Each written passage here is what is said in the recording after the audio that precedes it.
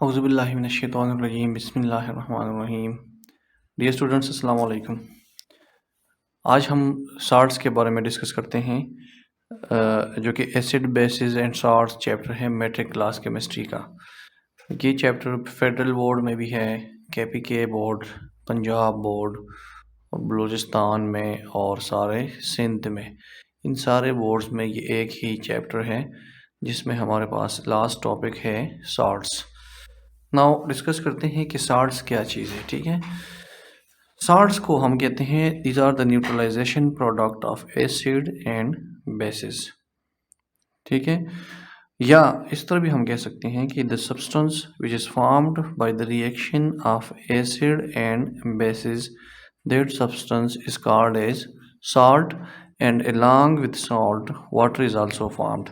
जो neutralisation reaction है basically neutralisation product, इसलिए हम न्यूट्रलाइजेशन प्रोडक्ट कहते हैं। इसमें हमारे पास एसिड और बेस का रिएक्शन होता है और एसिड बेस जब रिएक्शन करते हैं तो हमेशा साल्ट और वाटर बनाता है। अब डिपेंड करता है कि कौन सा एसिड है और कौन सा बेस है, तो फिर कौन सा साल्ट बनेगा, it depends upon the nature of acid and basis. हमेशा याद रख ले बच्चों कि जो नॉर्मल साल्ट्स होते हैं they are neutral in nature. ठीक है, जो कि डायरेक्ट न्यूट्रलाइजेशन प्रोडक्ट जिसमें हाइड्रोजन आयन और हाइड्रोक्सिल आयन कम्प्लीटली एसिड और बेस से रिप्लेस हो जाए, तो जो साल्ट बनेंगे वो हमेशा नॉर्मल साल्ट कहलाएंगे। और जब भी नॉर्मल साल्ट होंगे वो हमेशा न्यूट्रल होते हैं, यानी कि इनका पीएच जो है वो हमारे पास कितना होगा, 7 के बराबर होगा। ठीक है, इससे पिछले वीडियोस में हमने पीएच और पीओएच के बारे में डिस्कस कर लिया था। पीएच में मैंने आपको बता दिया था कि जब 7 के बराबर हो तो सोल्यूशन न्यूट्रल होगा, 7 से ज़्यादा हो तो सोल्यूशन बेसिक होगा और 7 से कम हो तो सोल्यूशन एसिडिक होगा। अभी न्यूट्रलाइजेशन रिएक्शन बेसिकली समझने वाली है कि क्या चीज़ है, व्हाट इज़ न्यूट्रलाइजेशन रिएक्शन। आप कैसे न्यूट्रलाइजेशन रिएक्शन को करते हैं, मैं नॉर्मल वैसे लिख लेता हूँ कि when acid react with a base it will form salt and along with salt water will be formed।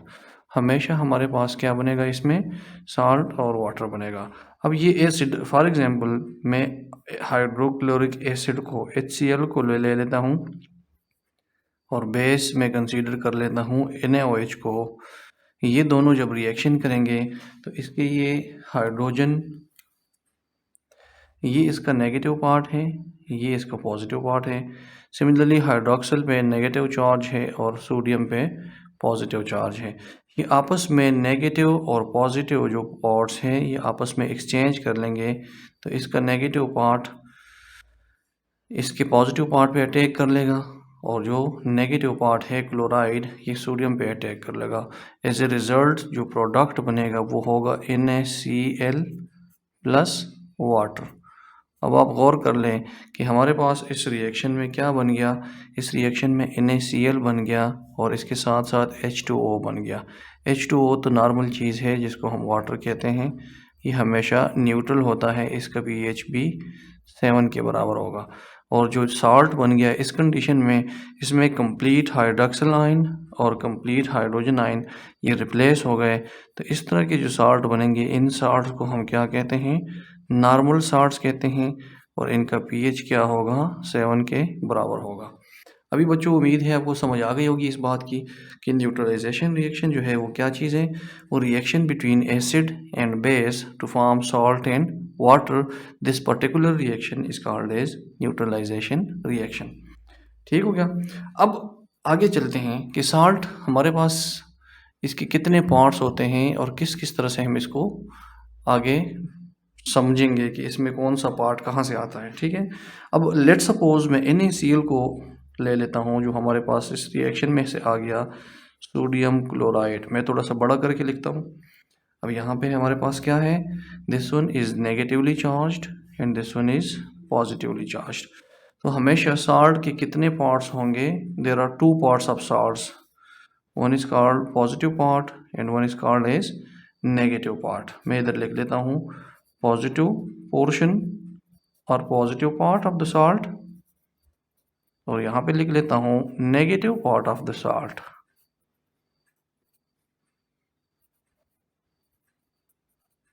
ठीक है, ये तो पॉजिटिव और नेगेटिव पार्ट की बात हो गई।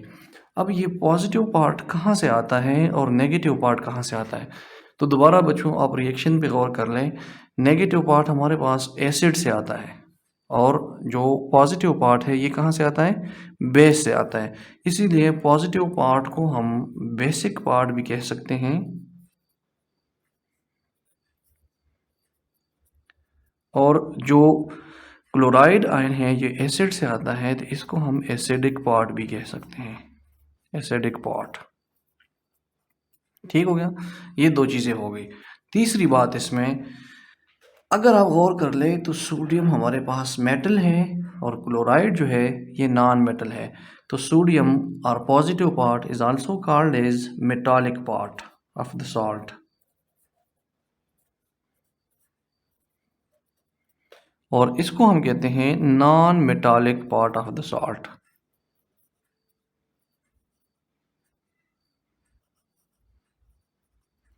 ठीक है, क्योंकि ये नॉन मेटालिक पार्ट है क्लोराइड, इसको हम नॉन मेटालिक पार्ट कहेंगे और ये मेटल है तो इसको हम मेटालिक पार्ट कहेंगे।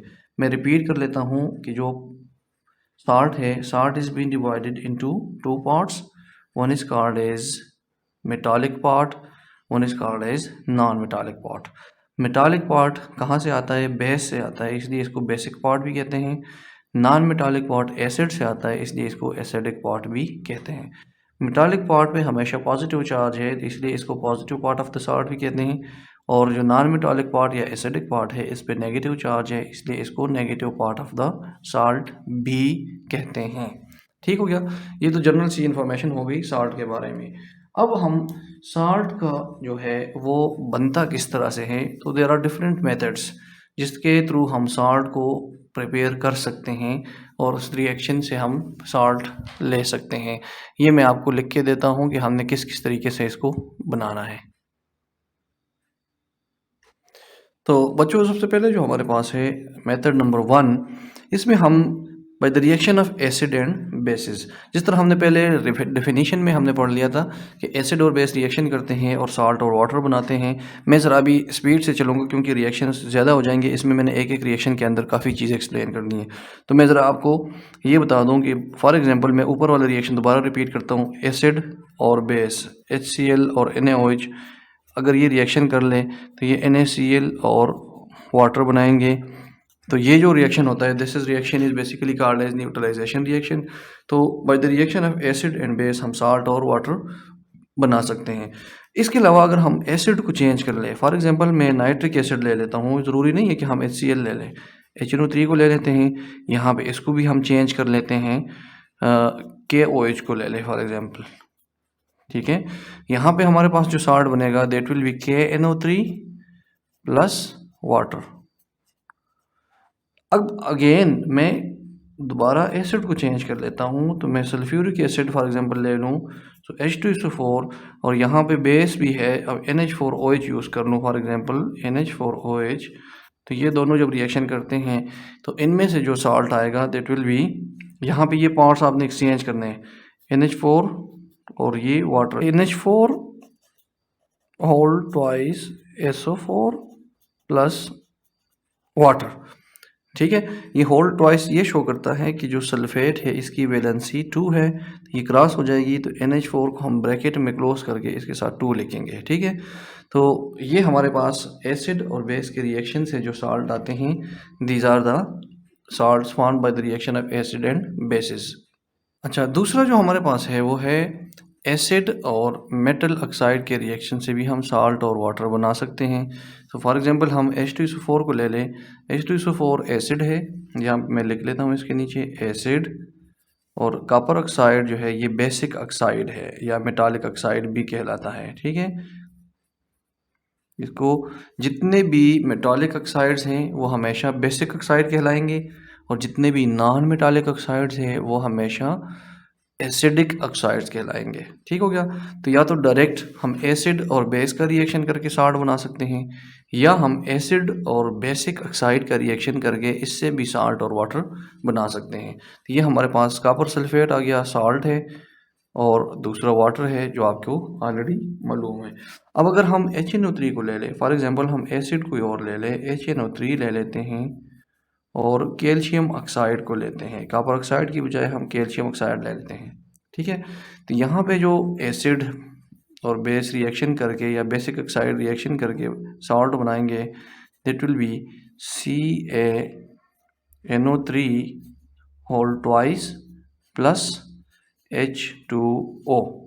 ठीक हो गया। अगेन पिछले केस में भी मैंने आपको बताया था कि ये जो ब्रैकेट में हम बंद करते हैं, NO3 की वैलेंसी 1 है कंप्लीट रेडिकल की, कैल्शियम की या कॉपर की या मैग्नीशियम की या मैंगनीज की, कुछ भी यूज़ कर लें, उसकी वैलेंसी 2 होती है, वो क्रॉस हो जाएगी तो यहाँ पे आपके पास 2 आ जाएगा। हम एसिड को चेंज करते हैं, हम कोई और एसिड लेते हैं, लेट सपोज हम HCl को ले लेते हैं और साथ साथ मैग्नीशियम ऑक्साइड को ले लेते हैं। ठीक हो गया।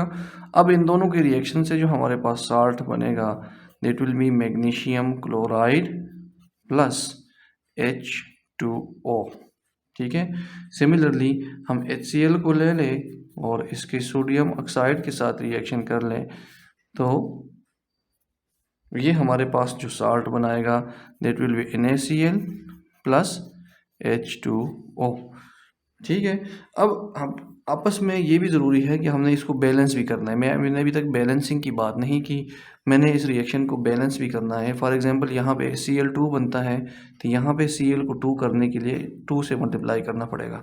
अब अगर आप गौर कर ले तो 2 हाइड्रोजन है, यहाँ पे भी 2 हाइड्रोजन है, यहाँ पे 2 क्लोराइड हो गए, तो यहाँ पे भी 2 क्लोराइड है, यहाँ पे 1 मैग्नीशियम 1 मैग्नीशियम, यहाँ पे 1 ऑक्सीजन, तो यहाँ पे 1 ऑक्सीजन। सिमिलरली हमने इस वाले रिएक्शन को भी इसी तरह बैलेंस कर देना है, क्योंकि यहाँ पे 2 है तो यहाँ भी मैं 2 कर लेता हूँ और इस वाले को भी 2 कर लेता हूँ, तो तब जाके रिएक्शन हमारा बैलेंस्ड फॉर्म में आ जाएगा। अब यहाँ पे गौर कर ले, 2 हाइड्रोजन है तो यहाँ भी 2 hydrogen, 2 chloride 2 chloride, 2 sodium 2 sodium, 1 oxygen and 1 oxygen. हमेशा बच्चों याद रख ले कि जब भी रिएक्शन लिखते हैं तो उसको आपने बैलेंस भी करना है, बैलेंसिंग के बगैर छोड़ना नहीं है, ठीक है। अगला जो हमारे पास साल्ट बनते हैं, मेथड ऑफ प्रिपरेशन ऑफ, जो तीसरा मेथड है हमारे पास, वो है एसिड एंड मेटल का डायरेक्ट रिएक्शन। अभी तक तो हमने मेटल ऑक्साइड का कहा था, अभी हम एसिड और मेटल का रिएक्शन करते हैं। तो मैं थर्ड लिख लेता हूँ यहाँ पे कि the third one is the reaction between acid and metal to form salt and water. अब मैं ज़रा इसको स्पीड से कर लेता हूँ। अगेन ऊपर वाले रिएक्शन में रिपीट कर लेता हूँ। हाइड्रोजन क्लोराइड HCl को ले लेता हूँ और किसी भी मेटल के साथ, लेट सपोज जिंक के साथ रिएक्शन करवा दूँ, तो ये हमारे पास जिंक क्लोराइड प्लस, इसमें सिर्फ और सिर्फ ये होगा कि पुराने वाले में ऑक्सीजन इन्वॉल्व था, वाटर इवॉल्व होता था, वाटर प्रोड्यूस होता था सॉरी। अब इस केस में हमारे पास वाटर प्रोड्यूस नहीं होगा, बल्कि वाटर की बजाय हाइड्रोजन गैस इवॉल्व होगा। तो ये जिंक क्लोराइड ये आपस में रिएक्शन कर लेते हैं तो जिंक क्लोराइड बना देंगे, हाइड्रोजन जो है ये गैस के फॉर्म में इवॉल्व हो जाएगा। ये एरो जब भी होगा इट मीन्स कि जो चीज़ बनती है ये गैसियस है और ये रिएक्शन मिक्सचर से इवॉल्व होती रहती है। अब इसको अगेन बैलेंस करना पड़ेगा, इसको हमने 2 से मल्टीप्लाई कर दिया तो रिएक्शन हमारा बैलेंस हो गया। सिमिलरली HCl की बजाय अगर मैं H2SO4 को ले लूँ और इसको किसी भी मेटल के साथ, लेट सपोज मैग्नीशियम के साथ रिएक्शन करवा देते हैं, ठीक है, तो ये मैग्नीशियम सल्फेट बना देगा MgSO4 प्लस हमारे पास ये हाइड्रोजन गैस इवॉल्व हो जाएगा। अगेन इसको एक बार आपने देख लेना है कि बैलेंस्ड फॉर्म में है कि नहीं है, तो ये रिएक्शन जी बिल्कुल हमारे पास बैलेंस्ड फॉर्म में है। 1 magnesium on this side, 1 magnesium on this side, sulphate 1 sulphate, 2 hydrogen and 2 hydrogen. अगर मैं एसिड को चेंज कर लूँ, HNO3 को ले आऊँ और इसके साथ मेटल भी चेंज कर लूँ, कोई और मेटल रिएक्शन करवा दूँ, लेट सपोज कॉपर का रिएक्शन करवा दूँ, ठीक है, तो ये CuNO3, अगेन NO3 की वैलेंसी 1 है, कॉपर की 2 है, तो यहाँ पे हमने ब्रैकेट के साथ 2 लिख देना है प्लस हाइड्रोजन गैस को भी इवॉल्व कर देना है और इसको अपने बैलेंस फॉर्म में लेके आना है। तो इस चीज़ को मैं 2 से मल्टीप्लाई करूँगा तो ये रिएक्शन बैलेंस्ड फॉर्म में आ चुका है। ये है हमारे पास मेथड नंबर 3। अब मैं मेथड नंबर 4 पे चलता हूँ। मेथड नंबर 4 जो है वो हमारे पास है एसिड और मेटल कार्बोनेट्स का रिएक्शन, ठीक है। If acid react with metal carbonate, तो the result will be production of salt, ठीक है, डिपेंड करता है कि कौन कौन सा होगा, को एसिड और कौन सा हमारे पास कार्बोनेट होगा, उसके लिहाज उसके पता चलेगा कि हमारे पास कौन सा साल्ट बनेगा। मैं रिएक्शन करवाता हूँ HCl का कैल्शियम कार्बोनेट के साथ। अब यहाँ पे एक चीज़ और ज़्यादा हो जाएगी। पहले वाले केस में वाटर इवाल्व प्रोड्यूस होता था, दूसरी केस में हाइड्रोजन गैस इवाल्व होता था। यहाँ पे हाइड्रोजन गैस की बजाय कार्बन डाइऑक्साइड गैस बनेगी और साथ साथ साल्ट और वाटर बनेगा। ठीक है, अब यहाँ पे ये कैल्शियम पॉजिटिव पार्ट है, क्लोराइड नेगेटिव। सबसे पहले तो इसने एक्सचेंज हो जाना है और ये कैल्शियम क्लोराइड बना के दे देगा। ठीक है, फिर दूसरा जो हमारे पास बनेगा इसमें वो है वाटर, और तीसरा जो बनेगा वो है कार्बन डाइऑक्साइड गैस। इसको हम इस तरह लिख देते हैं ताकि ये गैस इस रिएक्शन मिक्सचर से इवॉल्व होता है। सिमिलरली मैं HNO3 को अगर ले लूँ और उसका रिएक्शन करवा दूँ सोडियम कार्बोनेट के साथ Na2CO3 के साथ, ठीक हो गया। अब इसका रिएक्शन अगर करवाऊँ तो ये हमारे पास जो साल्ट बनाएगा that is sodium nitrate NaNO3 plus water plus carbon dioxide. अब इसमें रट्टा लगाने की ज़रूरत नहीं है, ये कॉमन सेंस की बात है कि आपने डायरेक्ट आंखें बंद करके लिखना है। जब भी एसिड और मेटल कार्बोनेट रिएक्शन करेंगे उसमें एक तो साल्ट बनेगा, बाकी दो प्रोडक्ट्स जो बनेंगे वो वाटर और कार्बन डाइऑक्साइड होने चाहिए। तो ये हमेशा इस रिएक्शन को याद रख ले कि कार्बन डाइऑक्साइड इसमें इवाल्व होगा।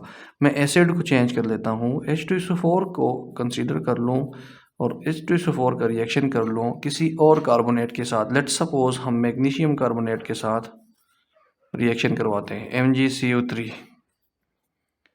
ठीक है, ये हमारे पास जो साल्ट बना के देगा हमें that is magnesium sulphate MgSO4 plus water plus carbon dioxide gas will be evolved in this reaction. Next method is last method, and that is the formation of salt, that is the reaction of two salts with each other, जिसमें हमारे पास दो salts reaction करके just उनके अपने parts को exchange कर लेते हैं और टू न्यू साल्ट्स बना देंगे। ठीक है, that is the exchange of ions only when salt react with another salt and they exchange their parts, so they will lead to the formation of two new salts. ये basically method of preparation नहीं है, इस reaction को हम कहते हैं displacement और substitution reaction भी कह सकते हैं। एक आयन जो है वो दूसरे की आ जाता है और सब्सटीट्यूट कर लेता है, रिप्लेस कर लेता है। तो इस रिएक्शन को उस कंडीशन में हम नहीं लेते। बेसिकली हमारे पास जो method of preparation of salt है वो 4 हो सकते हैं मेनली। अब मैं अगर कोई साल्ट ले लूँ, लेट सपोज हम सिल्वर नाइट्रेट लेते हैं और सिल्वर नाइट्रेट को हम रिएक्शन करवाते हैं सिल्वर क्लोराइड के साथ, सोडियम क्लोराइड के साथ, सोडियम क्लोराइड के साथ। अब इनकी नेगेटिव, ये नेगेटिव पार्ट है और ये इसका पॉजिटिव पार्ट है, ये इसका पॉजिटिव पार्ट है और ये इसका नेगेटिव पार्ट है। ये आपस में एक्सचेंज हो जाएंगे। ये नेगेटिव पार्ट इस सोडियम पे अटैक करेगा और इसका ये जो क्लोराइड वाला पार्ट है ये अटैक करेगा सिल्वर पे। तो न्यू साल्ट्स बनेंगे और न्यू साल्ट्स क्या बनेंगे, NaNO3 sodium nitrate plus silver chloride. अब इसमें कुछ भी नहीं हुआ, ये भी सॉल्ट है, ये भी सॉल्ट है। This one is salt, this one is also salt, and this one is salt, and this one is again salt. तो सिर्फ और सिर्फ दो साल्ट्स के दरमियान आपस में उनके आयंस एक्सचेंज हो गए और आयन एक्सचेंज होने की वजह से क्या आ गए हमारे पास, टू न्यू साल्ट्स बन गए। ठीक है, so this is a sort of displacement और replacement of ions from two salts with each other. तो ये उस तरह हम मेथड ऑफ प्रिपरेशन में नहीं डालते होते, लेकिन फिर भी टू न्यू साल्ट्स बनते हैं तो हम इसमें भी शामिल कर सकते हैं कि इस तरह से भी हम साल्ट बना सकते हैं।